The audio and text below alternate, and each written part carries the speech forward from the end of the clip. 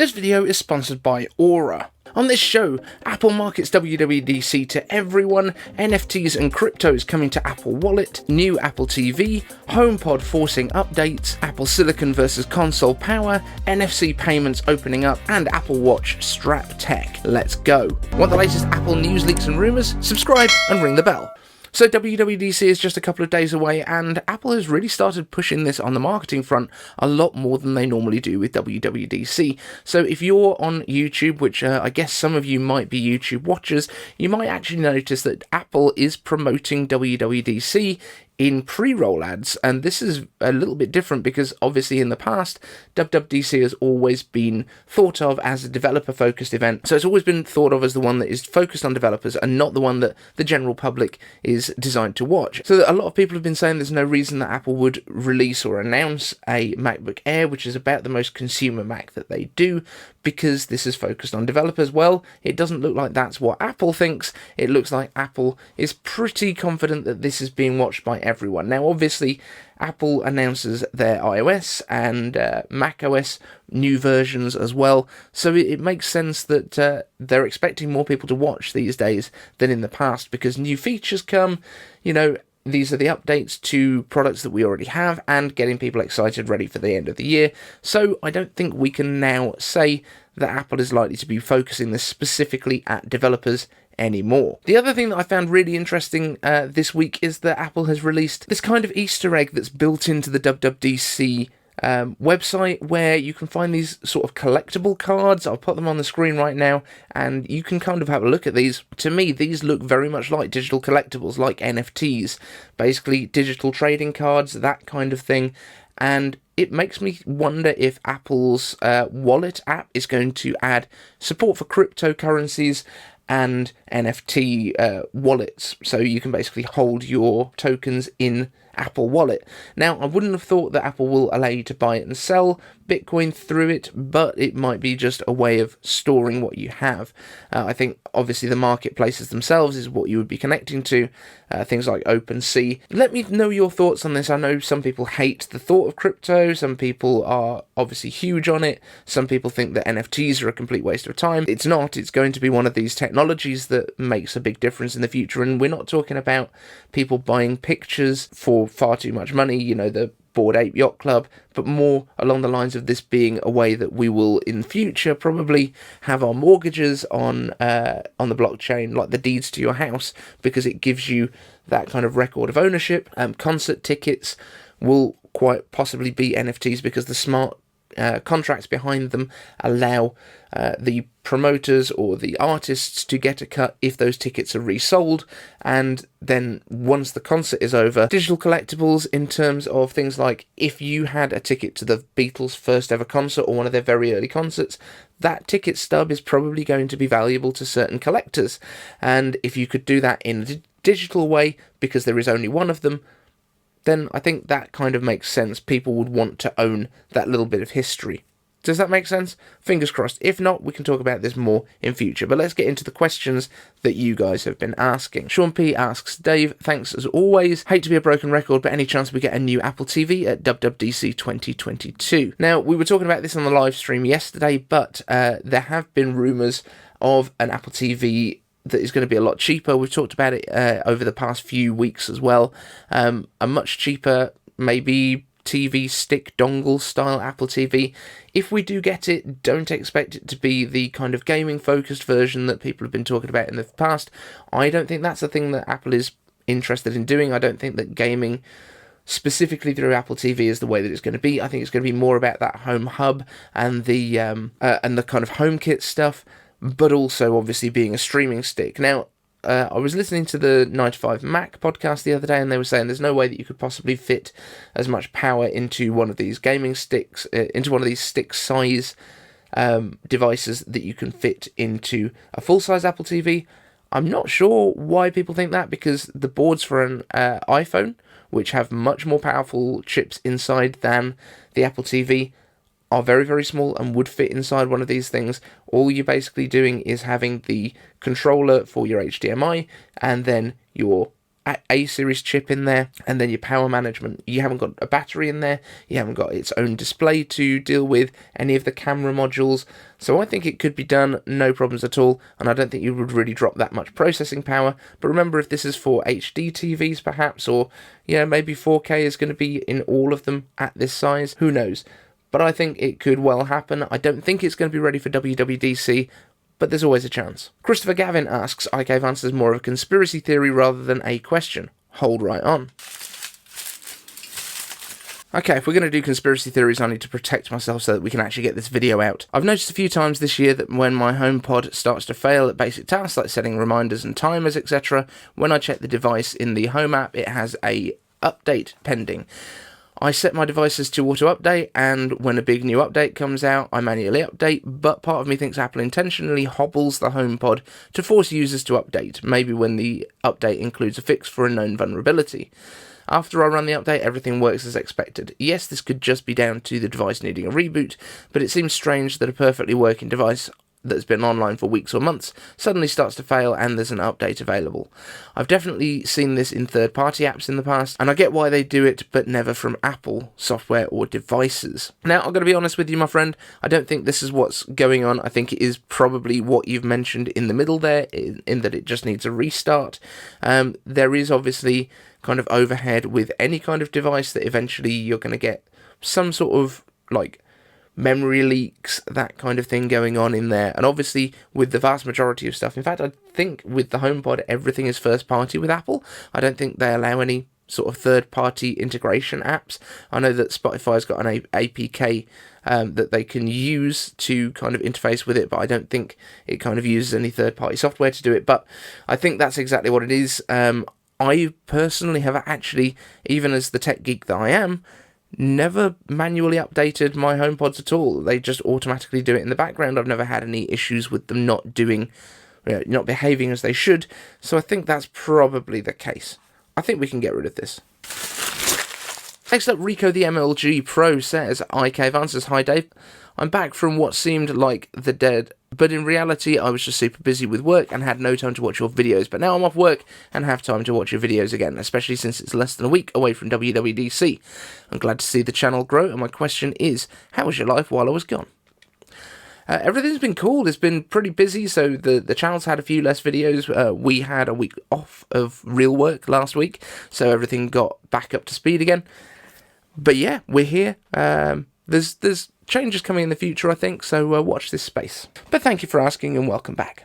Two Kinetics asks, I gave answers, how does the M1 SoC compare to current gaming consoles in raw power? If Apple did purchase a big developer such as EA and launch a gaming-centric product such as a controller for the iPad or iPhone, what kind of games could we see ported to iPad and Mac? So I went through and did a little bit of quick research on this. So Xbox Series X is the most powerful of the current generation gaming consoles with 12 teraflops of processing. This is sort of graphics specific on most of this, so take this with a grain of salt. And PS5 is 10.2, so 12 and 10.5 for the PS2. And to put that in perspective, the M1 Max graphically is about 10.4, so it's slightly faster than PS5 in terms of graphics performance, but not quite as quick as the Xbox Series X. The M1, which was the original, obviously this is what you were asking about, is 2.6 teraflops graphics performance-wise. We are expecting about a 50% bump on that for M2, so we're probably looking somewhere around 4, just under 4, I guess, 3.8, 3.9, something like that. And the M1 Ultra has 21 teraflops of processing power in terms of the graphics, so that is basically almost double what we get in an Xbox Series X in terms of graphics. And to put it in perspective, that is about 25% of the power of the IBM Watson supercomputer. Admittedly, that's from 2004, but still, the fact that we've got, if you had 4 of these on your desktop, that's the same power as one of those IBM building-sized computers, basically. That's pretty insane. So the speed that things pick up, pretty impressive. Remember that all of this stuff works in different ways as well. You can't really directly compare the M1 Ultra versus high-end gaming GPUs in the way that Apple tries to do in their graphs. always take them with a bit of a pinch of salt, because in real world performance, different stuff performs in different ways based on the task. And although the M1 Ultra does beat the 3080s and the 3090s in certain tasks, in other tasks it's way behind, and that's more because of the optimization that comes along with the way that these things work in terms of drivers, in terms of support for different platforms. Obviously, Apple runs on Metal, and a lot of this other stuff runs on DirectX, which Apple doesn't use. So there's always translation to be done, and that kind of thing. That's where we need to optimize, is more bringing that compatibility to Apple Silicon so that the power that we've got can actually be used. Next up, Team Kinetics asks, I Cave answers, Apple looks to be launching features which will allow NFC payments to be taken on the iPhone without the need for third-party card readers such as SumUp or iZettle. I recently looked into implementing Apple Pay into my business website for customers to pay online. Saves so much time in entering card details. It's great for my customers, but my developer said that it's still subject to the same 30% fee as App Store purchases, so we didn't implement it. If Apple allows card payments in-app and NFC on iPhone, what kind of fees do you think they could get away with charging? Other options in the UK with third-party readers charge around 1% on all transactions. Apple would have to charge around this figure to be remotely competitive in this market. Well, I think, first of all, your developer was completely wrong. It's not 30% when you're doing Apple Pay as a payment option on websites, and not even in apps if you are selling physical goods. Like, Amazon does not pay 30% on all of their payments for physical stuff. That's not the case. So I would go back to your developer and I would tell them that they're wrong, because that is absolutely not true. Anything where you're purchasing actual real-world services or goods do not have the same purchase. They don't have the 30% cut for digital payments in in-app purchases. That's not the case. I believe it is around 2%, something like that. I think what Apple is probably going to be doing is doing something more along the lines of Apple Pay Cash, which they have in the US already. So direct payments between individuals doesn't have that sort of stuff, but I think they will probably have their own payment process and stuff. I'm not sure if we're going to see this at WWDC, but be interesting to see. But no, it's not 30% if you're doing Apple Pay payments on a website. Absolutely not. Randomness R asks, ICave answers, have you seen the Aura Strap 2 for Apple Watch? It's a smart Apple Watch band with inbuilt sensors that measures additional health information and uses a removable battery that needs to be charged every 6 to 8 months. Very user friendly. Please search it on YouTube or Google the potential smart band. It has a potential smart band is crazy, especially if Apple started to make them with their own health sensors. Smartwatch bands, plus opening up the watch face store where Apple could allow developers to make their own watch faces and make a cut off them, would be a game changer for Apple. Why haven't they considered that? Apple's definitely considered all of this stuff. I think a watch face store would come at the same time as Apple allowing you full customization of your iPhone screen with custom icons and all that sort of stuff. So I think it could happen. There is stuff out there like WatchSmith. I think it's called WatchSmith, where you can basically kind of rebuild your own Apple Watch faces using different complications and moving stuff around the screen, adding your own images and stuff. These things do exist, they're just not particularly user-friendly. I think it would be great for Apple to open up a watch face store. I think the problem would be that there would be loads of knockoff stuff coming in there, so you'd have like stuff with different people's IP being put in. So for example, Marvel faces being put into the watch store by people that have no right to use those images. And I think that's what Apple is trying to avoid. But at the end of the day, like, you can put a photo of a Marvel movie onto your watch and use that as a background, that's fine. But if you're kind of buying something with it on, it gets a bit sketchy. And that's just another huge area for Apple to police. So I think that's probably the reason they haven't gone down that route just yet. In terms of the smart watch bands, it's interesting to add this extra functionality. I don't think Apple needs to, because everything's built into the watch face itself for Apple. I can see them doing, extended batteries and that kind of thing in the straps at some point, but I think it's very much a niche edge case, and I don't see Apple doing it in the near future.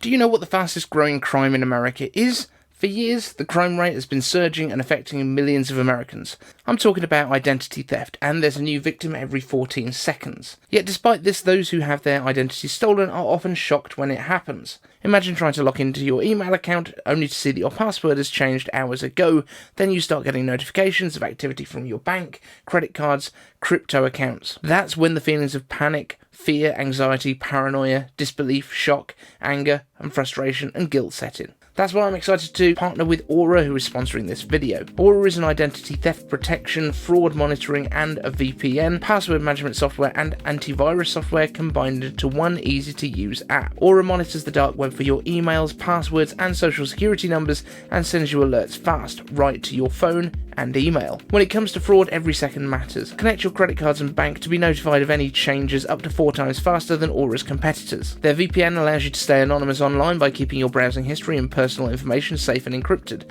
and their antivirus software that will block malware and viruses before they infect your devices. Sadly for me, Aura is currently only available in the US, but if you check out their free trial, be sure to let me know in the comments how many times your information has been detected on the dark web. Protect you and your family from America's fastest growing crime. Try Aura free for 2 weeks and see if any of your family's personal information has already been compromised. Start your free trial at aura.com/iCaveDave. Thank you to Aura for sponsoring the show.